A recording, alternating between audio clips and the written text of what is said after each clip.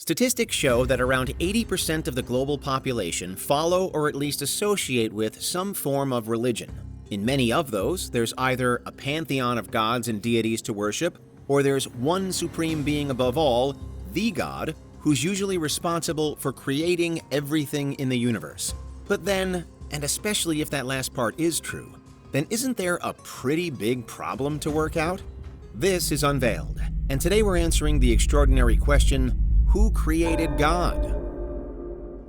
Do you need the big questions answered? Are you constantly curious? Then why not subscribe to Unveiled for more clips like this one, and ring the bell for more thought-provoking content. How many people believe in God? It's a simple question, but with a complex answer, because God means different things depending on who you ask and how you ask it as well. According to a 2022 poll by the US analytics company Gallup, 81% of Americans answer yes when asked directly, do you believe in God? However, past polls have shown that whenever there are more options available, that seemingly steadfast belief drops. For example, a 2017 poll gave 5 options, enabling takers to choose whether they were convinced that God exists, whether they thought God probably exists but with a little doubt, God probably exists but with a lot of doubt, God probably doesn't exist but they're not sure, or whether they were convinced that God does not exist. Under those conditions, the percentage choosing the first option, convinced that God exists, came in lower at 64%. And again, that was in 2017. Almost all studies show that belief in God in general has continuously fallen in recent years, so those numbers would likely drop further today. And of course, if the same questions were asked in different countries or on a global scale, then the results would almost certainly be significantly different again. In America, the majority religion is Christianity, a monotheistic system with the one God at the top of it. But in China, the most populous nation in the world, the majority of people subscribe to traditional Chinese folk religion or are atheist. In India, the second most populous nation on Earth, the majority religion is Hinduism, a polytheistic system with multiple gods to follow. Clearly, the question, do you believe in God, doesn't mean the same thing to everyone. However, and with a monotheistic figure especially, there are some seemingly fundamental debates as to whether or not God exists. For one, is God really good? We took a closer look at this in another video, and that episode follows this one, so be sure to stick around. But for now, the other big sticking point is, who created God? In most monotheistic traditions, God created the universe. At first, there was nothing and then there was something, all thanks to God. But if God was around to make all of this possible, then who or what made God possible? This seeming paradox is known as the problem of the creator God. And for those who use it to question or deny God, it then ultimately leads us into another problem known as an infinite regress.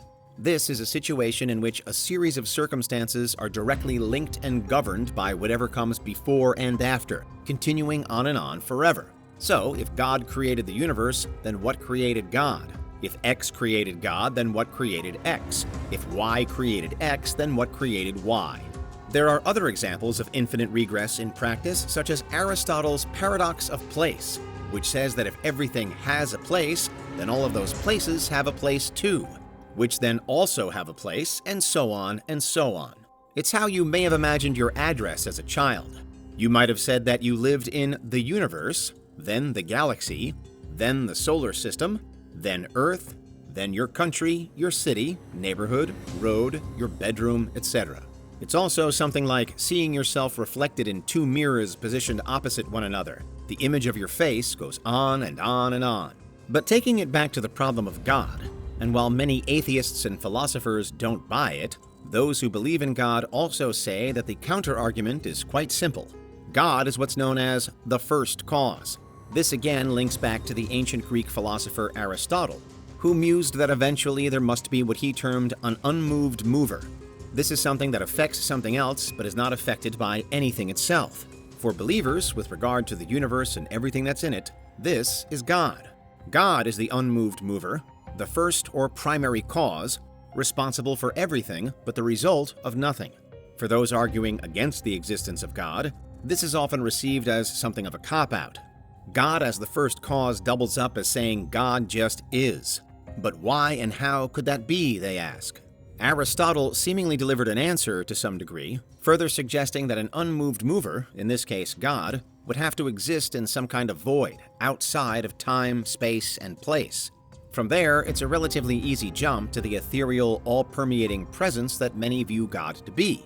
In general, many theists argue that to try to impose universal laws onto God, i.e. to suggest that God must be created because everything else is redundant from the outset.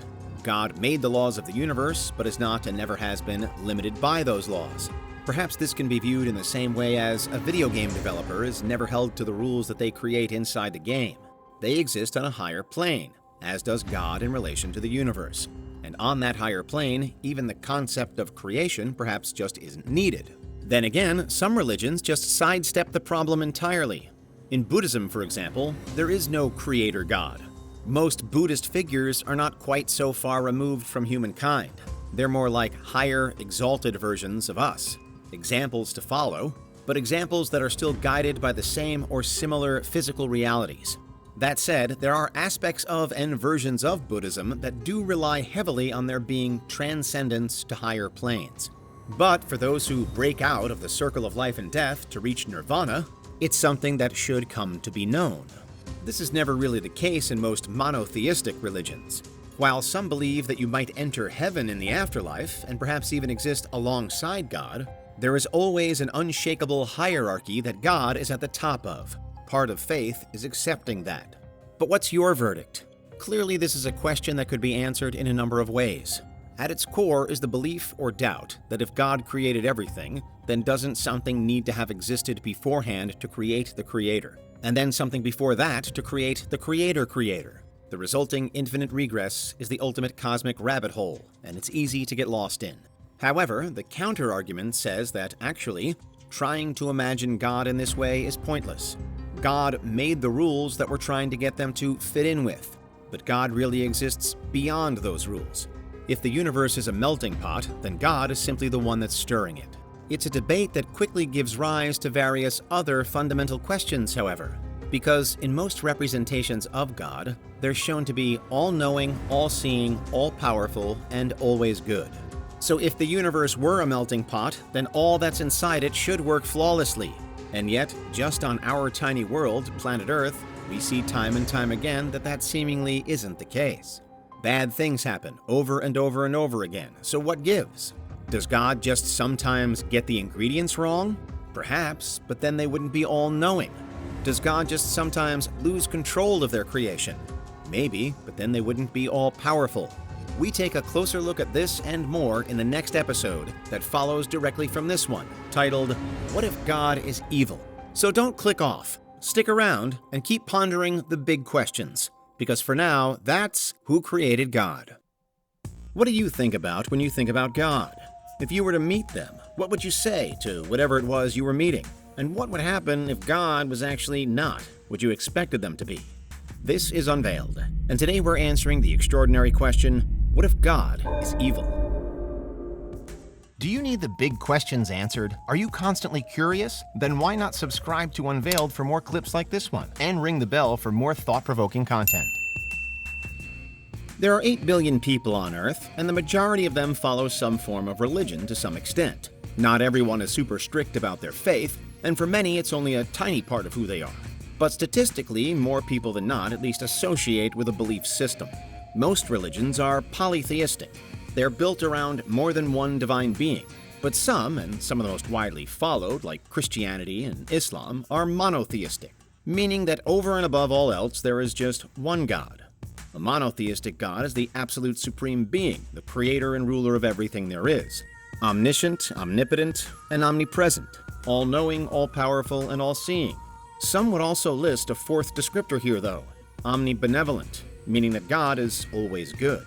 But maybe that's a bit of a problem. Dystheism is the philosophical opposite to the belief in a good God. Dystheists argue that actually God isn't good. And some would even go so far as to say that God is evil. There are levels at play, though, and at the lower ends there are countless examples, in polytheistic traditions especially, such as in the pantheon of Old Norse, where there are many trickster gods, with the most famous being Loki, who's a shapeshifter that can never truly be trusted. Meanwhile, and though there is no one god in Old Norse, there is Odin, a creator god and an extremely influential figure. Odin is famously difficult to pin down, however, and is often described as being neither good nor evil. He bridges between the two, but is certainly capable of merciless and arguably evil acts. With a monotheistic God, the view that God is evil strikes much more directly at the heart of that belief system. For those who subscribe to it, it's blatant blasphemy. But that didn't bother the 19th century Russian anarchist Mikhail Bakunin. In Bakunin's unfinished work God and the State, published posthumously in 1882, he sets out his stall against essentially all types of hierarchy, starting with God. Channeling the 18th century French philosopher Voltaire, who said, if God didn't exist, it would be necessary to invent him, Bakunin writes, if God really did exist, it would be necessary to abolish him. Bakunin saw what many label as God's will as really being absolute oppression. Again, in God and the State, he describes the concept of God as being, quote, the most decisive negation of human liberty, and one that necessarily ends in the enslavement of mankind in theory and practice, end quote. He saw religion as indoctrination and God as authoritarian, and relentlessly campaigned against both. As well as a dystheist, we might reasonably describe Bakunin as a misotheist, as one who harbors a hatred for God. More broadly, those who simply question God often do so through a couple of influential philosophical quandaries: the problems of evil and hell. The problem of evil is the more all-encompassing of the two, and asks, how can it be that God exists, given that there is also evil and suffering? What's usually referred to as the logical problem of evil dates back to ancient Greece and the philosopher Epicurus. Epicurus argued that if evil can exist, then God could not, because if evil does exist, then God either isn't all-powerful or isn't always good, i.e., both traits should combine together to mean that evil cannot happen. So if evil does happen, then God isn't there. Alongside that, the evidential problem of evil essentially asks, why do bad things happen?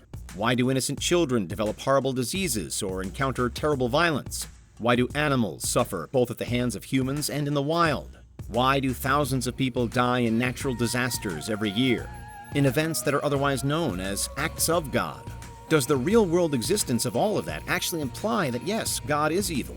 There have been defenses put forward, including one of the most often cited, that evil is a consequence of free will, and that free will is a gift from God. But so far, there's no single agreed-upon resolution. The problem of hell is something of an offshoot from the problem of evil, and is much more specific. It asks, how can hell exist if God is all the things that God's supposed to be? The monotheistic God is just, forgiving, and again, omnibenevolent, and yet is also responsible for human souls tormented forever in the fires of damnation?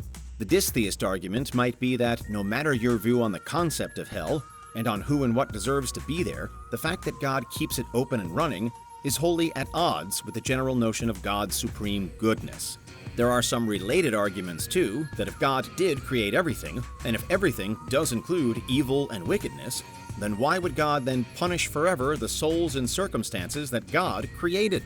Again, there are some defenses put forward, and again, many refer back to free will, suggesting that hell is ultimately a choice rather than an inescapable punishment. There have also been some reinterpretations of hell where it isn't eternal and the damned can be retrieved by the grace of God. Although dystheism might say that that in itself implies a God that's manipulative, brutal, tyrannical, etc. The evil God challenge is another related thought experiment developed by the British philosopher Stephen Law. The challenge itself is to show that an omnipotent God really is more likely to be always good. For many, the quick and stark realization is that it could be just as easy for God to be all the things they're supposed to be, all-powerful, all-knowing, and all-seeing, but be always bad instead. This anti-God would be better described as omnibenevolent, with the implication being that everything under its gaze is put there and controlled solely for the purposes of evil rather than good. The anti-God can also be challenged in much the same way as the standard God can be, though. Why is there love and laughter, color and vibrance? On the one hand, is it the riches of life that make the low points so unbearable, and so by providing them would the anti-God simply be giving us more to lose? But on the other, if evil were the sole aim, then why give any respite? Why allow for any happy moments at all? And similarly, why is there a heaven in the afterlife? Many of the same rebuttals to a good God can seemingly be made to an evil one. just at the opposite end of the scale. Nevertheless, the fact remains that for literally billions of people around the world, it's important to have faith in God. Despite all of the challenges of life and all the very clear evils that we see and know, human culture says that God is good. For some, that in itself is the final straw. That God has been so successful in dodging blame or criticism for everything that's wrong. Again, an act of God is a natural disaster not caused by humankind. But for dystheists, misotheists, and for those who argue against God, there are other similar everyday phrases that have become baked in but aren't questioned. God's will is a reason for anything that doesn't make sense, sometimes innocently enough, but often to explain away something bad. In some religions, followers are described as God-fearing. They're scared of retribution if they don't toe the line. There's original sin after eating from the tree of knowledge. But is that part of a religious storytelling that specifically warns away from seeking the truth? A miracle is something to be thankful for, of course, but it's also, at its core, simply something that is unexpectedly good. The implication being that humans have come to expect the worst in this world that God has created. God forbid goes against freedom. If you think you're God's gift, you're misguided. When we're told that God works in mysterious ways, it's a kind of catch-all excuse. For the likes of Mikhail Bakunin, these are more than just throwaway catchphrases. They're all reasons to be concerned. So what if God is evil? It's clearly a controversial question, but it's also something that has been asked time and time again. For those who have faith, even to contemplate such a thought might be reason enough to wind up in hell or to invoke God's wrath. But every human being has a different point of view. In the context of this video, that's the way God made us. So what's yours? What do you think about the philosophical questions and thought experiments we've covered? About Bakunin's call to abolish God? And about the anti-God and the evil God challenge? Again, there are 8 billion people on Earth, and the majority associate with a religion. But there are still some who choose to buck that global trend. What do you think? Is there anything we missed? Let us know in the comments. Check out these other clips from Unveiled, and make sure you subscribe and ring the bell for our latest content.